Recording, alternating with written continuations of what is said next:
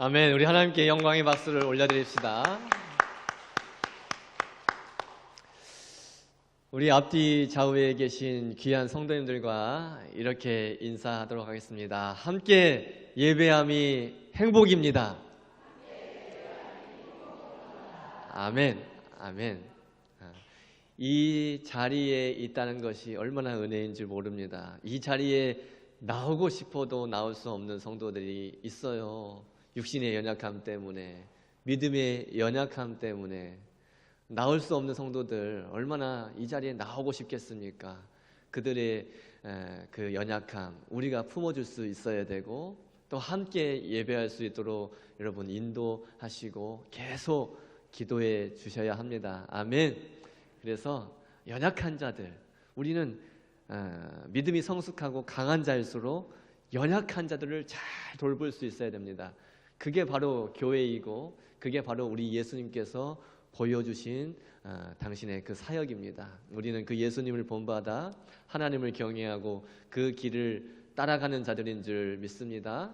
오늘 우리가 읽은 본문의 말씀을 중심으로 하나님의 지혜와 능력이라는 제목과 함께 은혜를 나누도록 하겠습니다.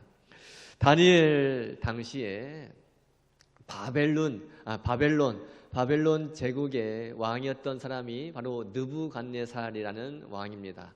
느부갓네살 왕, 당시에 바벨론 왕이었는데, 그 느부갓네살이 BC 605년에 유다를 침공합니다. 그게 바로 1차 침공인데, 1차 포로로 유다 백성들을 바벨론으로 끌고 갑니다. 유다를 침공해서 예루살렘을 다 포위했고, 그 가운데 1차로 왕족과 귀족 또 쓸만한 사람들 다 바벨론으로 끌어간 거예요. 그 가운데 끌려간 포로 중에 한 명이 바로 다니엘이었어요. 다니엘이 포로로 끌려갈 당시 나이가 10대 후반이었다라고 추정을 합니다.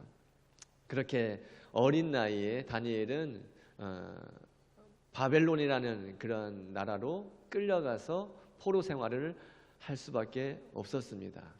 유다 백성이 바벨론으로 끌려가서 포로 생활을 할 수밖에 없었던 것은 잘 아시는 대로 그들이 하나님께 범죄했기 때문이에요. 하나님을 떠나서 그들이 하나님으로부터 마음이 떠난 거죠. 마음이 떠나서 하나님을 온전히 섬기지 않았고, 지금 우리가 드리는 이렇게 예배처럼 예배하지 않았고, 그들이 갖가지 우상을 섬기며 하나님이 가증히 여기는 그 일을 행했기 때문에 하나님은 바벨론이라는 그 나라를 들어 세워서 유다를 징계를 하신 것입니다. 그렇게 1차 포로에 이어서 2차 포로는 BC 597년에 또 유다 왕 여호야긴이 항복을 합니다. 그때 BC 597년에 2차로 바벨론의 포로로 끌려갑니다. 2차로 끌려간 유다 민족 중에 포함된 사람이 바로 에스겔 선지자였어요. 마지막 3차는 잘 아신 대로 BC 586년입니다. 586년에 마지막 3차로 바벨론에 끌려가게 되는데, 그때 예루살렘이 함락되고 유다가 멸망하게 되는 거예요. 그때 유다의 마지막 왕이었던 시드기야가 어떻게 끌려갔는지 잘 알고 계시죠? 두 눈이 뽑히고 쇠사슬에 놋사슬에 묶여서 마치 짐승이 끌려가는 것처럼 처참하게 그가 바벨론으로 끌려가게 됩니다. 그리고 유다 왕국은 멸망하게 되는 거예요. 그렇게 1차에서부터 3차까지 바벨론으로 끌려간 유다 백성들은 무려 70년 동안이나 포로 생활을 하게 되는 것입니다. 그 70년이라는 기간은 예레미야 선지자를 통해서 하나님께서 예언하신 그 말씀과 그 기간이 일치합니다. 정확하게 일치합니다. 하나님을 떠나서 우상 숭배를 일삼았던 그 유다 백성들을 하나님이 그렇게 징계하시고 심판하심으로 그들이 포로 생활이 시작이 된 거예요. 그 포로 생활은 그들에게 있어서 어쩌면 고통이고 절망적인 순간이었겠죠. 하지만 동시에 그들의 신앙, 여호와 유일 신앙, 하나님 신앙을 다시 한번 재정립할 수 있는 시간이 되었을 것이고, 자신들이 어떠한 사람들인가, 자신들이 어떠한 백성들인가, 그 정체성을 확립할 수 있는 그런 계기가 되었을 거예요. 오늘 우리가 다니엘서 2장을 읽었는데, 2장에는 당시 바벨론 왕이었던 느부갓네살의 그 꿈 이야기가 기록이 되어 있습니다. 느부갓네살이 꾼 꿈은 단순한 꿈이 아니라 그것은 하나님께서 보여주신 계시였어요. 앞으로 될 일에 대해서 그 꿈으로 하나님이 보여주신 거였어요. 하나님은 그 느부갓네살에게 장래에 일어날 일을 그 꿈으로 알게 하신 거예요. 그런데 문제가 무엇이냐? 문제는 느부갓네살 왕은 그 꿈을 잊어버린 겁니다. 어떤 꿈이지? 도저히 생각이 나지 않는 거예요. 꿈을 잊어버렸고 기억하지 못하고 있는 것이 문제가 되었어요. 그는 자신이 꾼 꿈이 굉장히 뭔가 큰 징조가 있는 것 같긴 한데 아무리 생각해도 그 꿈이 생각이 나지 않는 거예요. 그래서 마음이 번민하여 잠을 이루지 못했다라고 말씀하고 있죠. 그래서 그는 바벨론에 지혜가 있다고 하는 사람들은 다 불러 모읍니다. 바벨론의 박수와 술객과 점쟁이, 그 바벨론에서 지혜가 있다고 하는 그 지혜자들을 다 불러서 자신이 꾼 꿈이 무엇인지 밝혀내라. 그리고 그 꿈에 대해서 해석을 하라고 명령을 내리는 거예요. 그러자 갈대아 술사들이 그 꿈을 종들에게 알려주시면 우리가 해석해 드리겠습니다. 꿈을 알려주셔야 해석을 하죠. 꿈을 알려주시면 해석해 드리겠습니다 라고 말을 합니다. 그러자 느부갓네살이 다짜고짜 자신이 꾼 그 꿈과 그에 대한 해석을 너희들이 보이지 아니하면 다 죽여버리겠다라고 엄포를 놓는 거예요. 그리고 죽일 뿐만 아니라 그들의 집까지도 거름더미로 만들어 버릴 것이다 라고 협박을 하고 있습니다. 그러나 만일 그 꿈과 그 해석을 보이면 그들에게 엄청난 상을 줄 것이고 또 영광을 얻게 해주겠다라고 말을 하면서 얼른 그 꿈을 나에게 보여라. 그리고 해석을 나에게 말하라 라고 말을 합니다. 그러자 그 점술가들이 다시 한번 느부갓네살에게 말을 합니다. 왕이 꾸신 그 꿈을 우리 종들에게 말씀해 주시면 해석해 드리겠습니다. 말 좀 해주십시오. 그 꿈이 도대체 어떠한 꿈입니까? 말을 해달라고 하는데도 말할 수가 없는 거예요. 기억이 나지 않아요. 느부갓네살도 답답할 노릇이고 그 점술가들도 그 지혜자들도 답답할 노릇이에요. 그게 바로 인간의 한계라는 말씀이에요. 점술가들이 자신들의 그 모든 지식과 가지고 있는 모든 학문을 다 동원해서 생생하게 그 꾼 꿈을 말을 해주면 어떻게 그 꿈을 풀어줄 수 있을지 몰라도 아무리 생각해 보려고 해도 생각나지 않는 그 꿈을 알아내는 것은 할 수가 없는 일이에요. 알아낼 수가 없어요. 꿈을 모르니 해석할 수도 없는 거예요. 그래서 오늘 읽진 않았지만 2장 8절부터 11절 말씀을 제가 한번 표준 세번역으로 읽어드릴게요. 여러분들 한번 잘 들어보십시오. 8절부터 11절까지의 그 내용. 그 느부갓네살 왕이 호령을 했어요.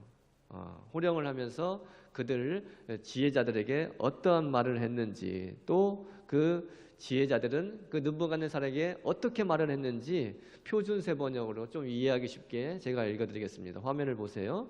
왕이 호령하였다. 과연 내가 생각한 대로구나. 나의 명령이 확고한 것을 알고서 너희는 지금 시간을 벌려고 한다. 너희가 그 꿈을 나에게 말해주지 못하면 너희는 모두 같은 벌을 받게 될 것이다. 너희가 시간이 지나면 사태가 바뀌겠거니 하면서 내 앞에서 터무니없는 거짓말을 하기로 함께 모의한 줄을 내가 모를 듯 싶으냐. 이제 그 꿈을 나에게 말하여라. 그러면 너희가 나에게 해몽도 하여 알려줄 수 있을 것으로 알겠다. 점성가들이 왕에게 아뢰었다. 왕께서 아시고자 하시는 그 일을 왕께 알려드릴 수 있는 사람은 세상에 아무도 없습니다. 일찍이 그 어떤 위대한 왕이나 통치자도 마술사나 주술가나 점성가들에게 이와 같은 일을 물어본 적이 없습니다. 왕께서 물으신 것은 너무 어려워서 육체를 가진 사람과 함께 살지 않는 신들이라면 몰라도 아무도 그 일을 왕께 알려드릴 수 없습니다. 느부갓네살 왕은 그 점술가들의 말을 듣고 이제 화가 잔뜩 났어요. 화가 잔뜩 나서 이제 바벨론의 그 모든 지혜자들을 다 죽이라, 다 죽여버려라 명령을 내립니다. 왕의 명령이 내려졌기 때문에 이제 바벨론에 살고 있었던 그 모든 지혜자들이 다 죽게 될 위기에 놓여 있어요. 뿐만 아니라 1차로 포로로 끌려갔던 다니엘과 그 친구들이 있어요. 그 친구들까지도 역시 죽음의 위기에 놓이게 된 것입니다. 여러분, 문제가 생긴 거예요. 문제도 큰 문제예요. 죽음이 왔다 갔다 하는 문제가 앞에 턱 놓이게 된 거예요. 아까 말씀드렸듯이 느부갓네살이 꾼 꿈은 보통 꿈이 아니에요. 그냥 단순한 꿈이 아니라 하나님께서 장래에 어떠한 일이 일어날 것인가 그 계시로 보여주신 꿈이었어요. 구약시대에는 그렇게 하나님께서 당신의 그 뜻이나 당신의 그 계획을 음성이나 환상으로 보여주시기도 했습니다. 그러나 여러분, 지금은 그런 게 없어요. 지금은 하나님께서 우리에게 성경, 하나님의 특별 계시를 주셨고, 이 성경, 기록된 하나님의 말씀을 통해서 우리는 하나님의 계획과 하나님의 뜻을 알 수가 있게 됩니다. 그렇기 때문에 성경을 가까이 하라고 하는 거예요. 하나님의 뜻을 분별하기 위해서 무엇을 해야 되는지, 무엇을 하지 말아야 되는지 알기 위해서는 성경을 읽어야 된다는 말씀이에요. 지금은 그 누가 꿈을 꿨다, 내가 뭐 환상을 봤다, 내가 뭐 꿈을 꿨는데 하나님이 보여주셨다, 그런 말을 듣는다면 그런 사람 말은 믿지 마십시오. 믿지 마세요. 그런 사람들이 있다면 추종하지도 말고 믿지도 마세요. 지금을 살고 있는 2025년, 지금은 오직 유일한 하나님의 말씀, 하나님의 말씀만을 우리 삶의 표준으로 삼으십시오. 이 말씀 안에 다 하나님의 뜻과 계획이 담겨져 있어요. 하나님의 말씀 안에는 앞으로 세상이 어떻게 되어질 것인가 다 예언되어 있어요. 그리고 우리가 어떻게 살아야 되는 것인가도 다 기록되어 있다는 말씀이에요. 느부갓네살 왕은 자신의 그 꿈을 알아내지 못하고 해석하지 못한다고 다 지혜자들을 죽이려고 했어요.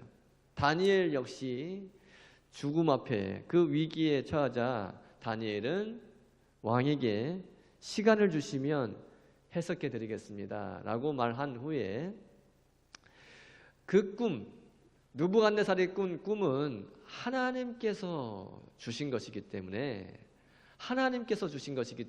그것을 해결할 수 있는 방법은 오직 하나님께만 있다는 것을 확신하고 기도하기로 작정을 합니다. 한번 따라서 하실까요? 문제 해결은 하나님만 하실 수 있습니다. 그러므로 기도해야 돼요. 여러분, 왜 기도합니까? 우리가 왜 기도하는 걸까요? 여러 가지 이유가 있겠지만 여러분들에게 있는 그 모든 문제를, 여러분이 해결할 수 없는 그 모든 문제를 해결하실 수 있는 분이 하나님이시기 때문에 하나님께 기도하는 거예요.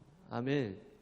하나님께 기도하세요. 모든 문제의 해결은 하나님이 하실 수 있고 모든 문제 해결의 열쇠는 하나님이 쥐고 계신다는 사실이에요. 다니엘이 느부갓네살 왕에게 시간을 주시면 해석하여 드리겠습니다. 그것은 하나님께서 이 문제를 해결해 주실 수 있다는 것을 확고하게 믿었기 때문이에요. 다니엘은 자신의 집으로 돌아갑니다. 그래서 이제 새 친구를 불러서 새 친구와 함께 전심전력으로 기도하는 데 돌입하게 되는 거예요. 이러한 문제가 우리에게 생겼다. 우리의 목숨이 왔다 갔다 하는 문제다.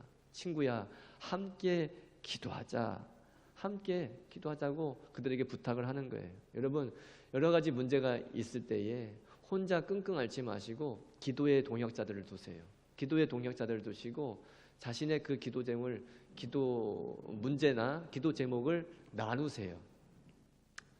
뭐 내 문제를 다른 사람에게 말하는 것, 기도 제목을 공유하는 것이 여러분 뭐 부끄럽다고 생각하는데 전혀 부끄러운 게 아니에요.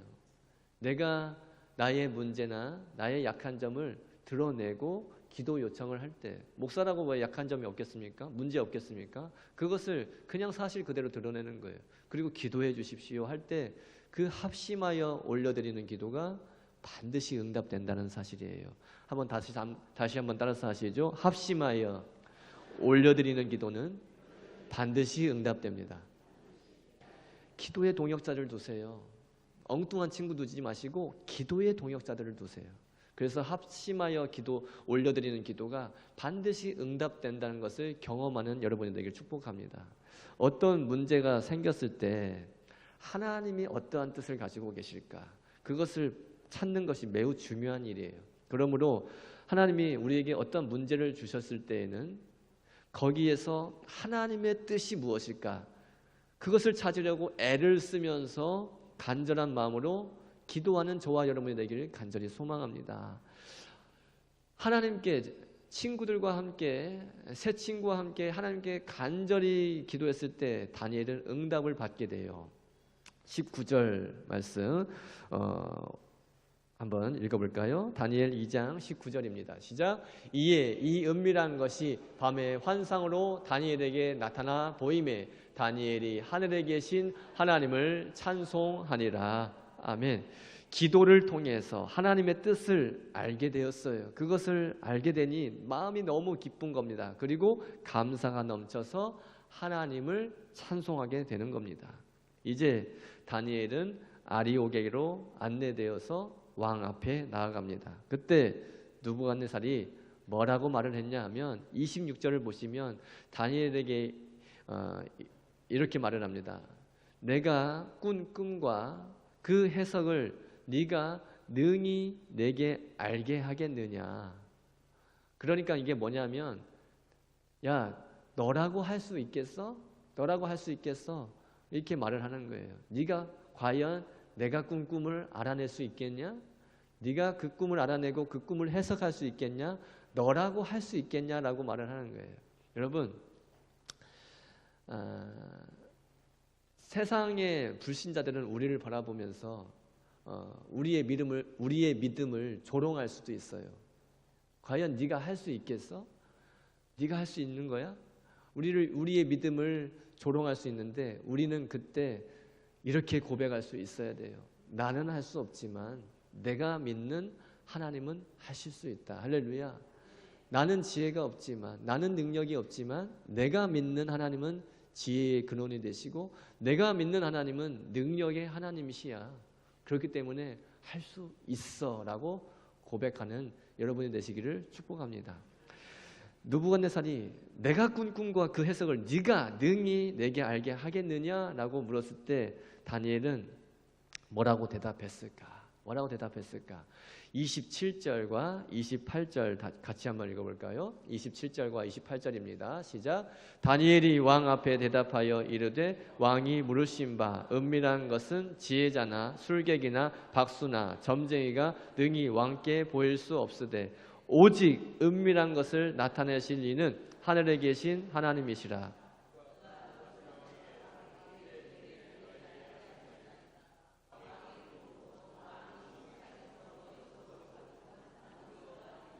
아멘. 오직 은밀한 것을 나타내실 이는 하늘에 계신 하나님이시라. 할렐루야. 빨간 글씨만 다시 한번 읽죠. 시작. 오직 은밀한 것을 나타내실 이는 하늘에 계신 하나님이시라. 아멘. 이게 바로 다니엘이 대답한 거예요. 네가 할 수 있겠어? 우리의 믿음을, 우리 신자들의 믿음을 의심할 때에 네가 과연 할 수 있겠냐라고 의심할 때에 나는 할 수 없지만 은밀한 것을 나타내실 이는 하늘에 계신 하나님이시다. 하나님은 할 수 있습니다라고 고백하는 겁니다. 다시 한번 따라서 하시죠. 모든 지혜와 능력은 하나님께 있습니다. 아멘. 물이 얼마나 좋은 건지 모르겠네요. 물 한 잔 마시니까 정신이 번쩍 드네요. 목소리가 달라지죠. 다니엘은 자신을 드러내지 않았어요. 자신을 드러내지 않고 하나님을 드러냅니다. 하나님이 하실 수 있습니다. 아멘. 그게 바로 하나님의 마음에 합한 자의 모습인 거예요. 다니엘이 얼마든지 자신을 드러낼 수 있죠. 내가 이렇게 지혜로운 사람입니다. 내가 이렇게 능력이 있는 사람입니다. 얼마든지 자신을 드러낼 수 있지만 자신을 드러내지 않아요. 하나님만을 높여드리며 하나님께만 영광을 올려드렸기 때문에 다니엘은 하나님께 더욱더 귀하게 쓰임받게 된 줄 믿습니다. 다윗이 얼마나 겸손하게 모든 지혜와 능력을 가지고 계신 하나님을 높여드리는지 29절과 30절 말씀도 함께 읽어볼 건데 이번에는 쉬운 성경입니다. 29절과 30절 같이 읽죠. 시작. 왕이시여 왕의 자리에 누우셔서 장차 일어날 일을 생각하고 계실 때 비밀을 나타내시는 하나님께서 장래 일을 보여주셨습니다. 하나님께서 이 비밀을 제게 알려주신 이유는 제가 다른 사람들보다 지혜가 많아서가 아니라 그 꿈의 뜻을 풀어드림으로 왕이 마음으로 생각하던 것을 아실 수 있게 하기 위해서입니다. 아멘. 30절 보시면 제가 다른 사람들보다 지혜로워서 한 것이 아닙니다. 그렇게 고백하고 있어요. 29절도 보세요. 그것을 하나님께서 장래 일을 하나님께서 보여주셨습니다 라고 고백하는 바로 겸손한 그런 다니엘입니다. 하나님의 은혜에 젖어 살고 있는 사람은 어떤 경우에라도 자신을 드러내지 않습니다. 하나님의 은혜에 젖어 사는 사람은 어떤 경우에라도 자신을 드러내지 않고 측량할 수 없는 그 은혜를 주신 하나님 아버지만 드러내며 사는 것입니다. 오직 하나님께만 영광을 올려드리는 거예요.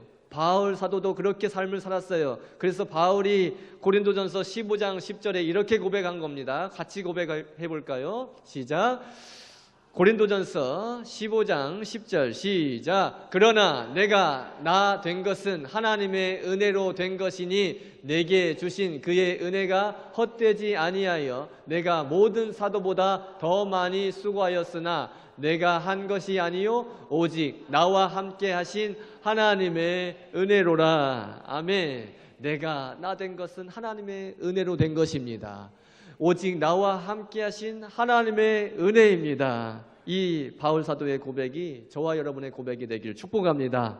바울은 다른 사도들보다 더 많이 수고하고 복음을 위해서 더 많이 애쓰고 더 많이 땀 흘렸지만 그것이 자신의 은하, 자신의 열심으로 한 것이 아니라 그의 안에 계신 주님이 그렇게 수고할 마음을 주셨고, 할렐루야, 그렇게 감당할 수 있는 힘을 주셨고 그렇게 믿음을 주셨기 때문에 하나님의 은혜로 다 할 수 있었다라고 고백을 한 것입니다.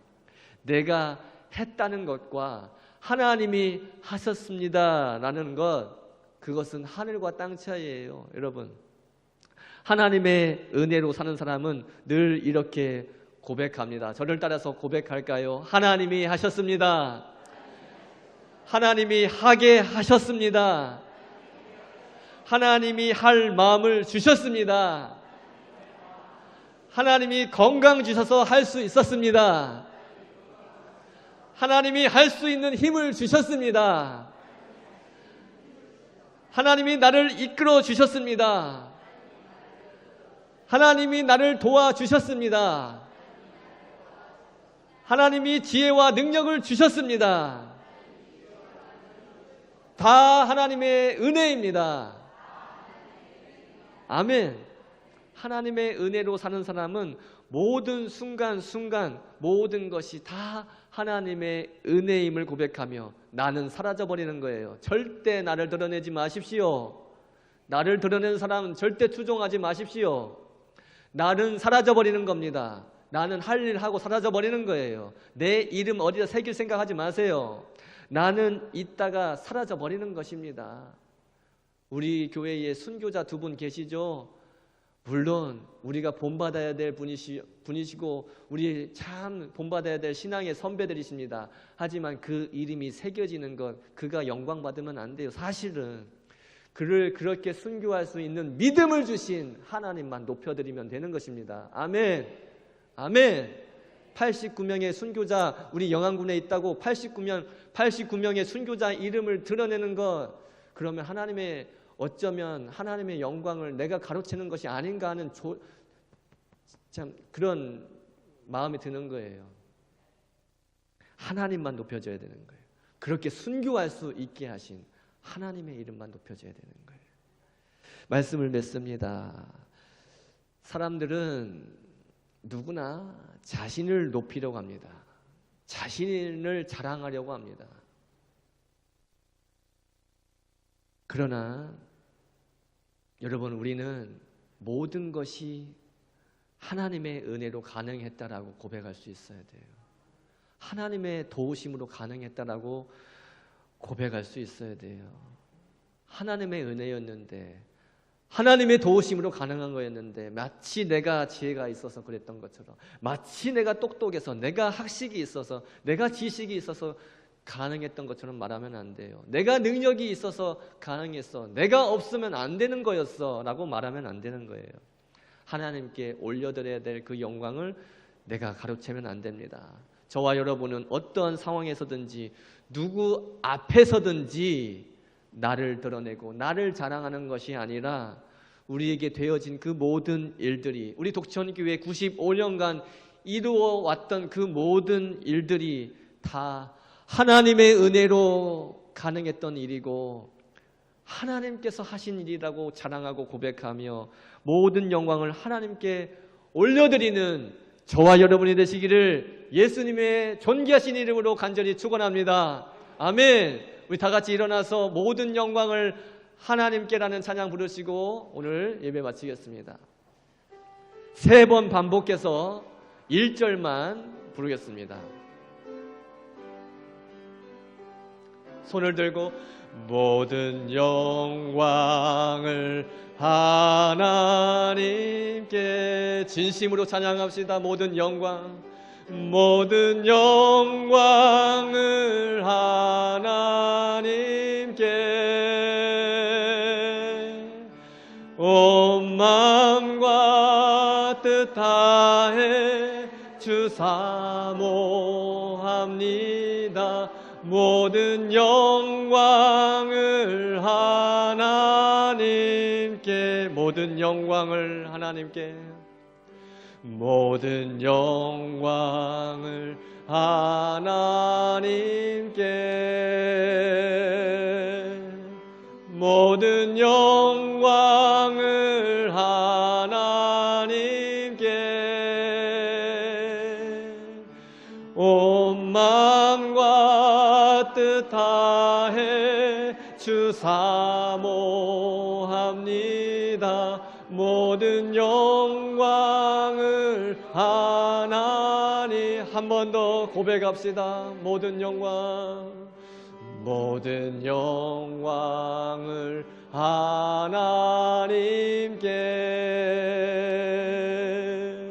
모든 영광을 하나님께, 온 마음과 뜻 다해 주 사모합니다.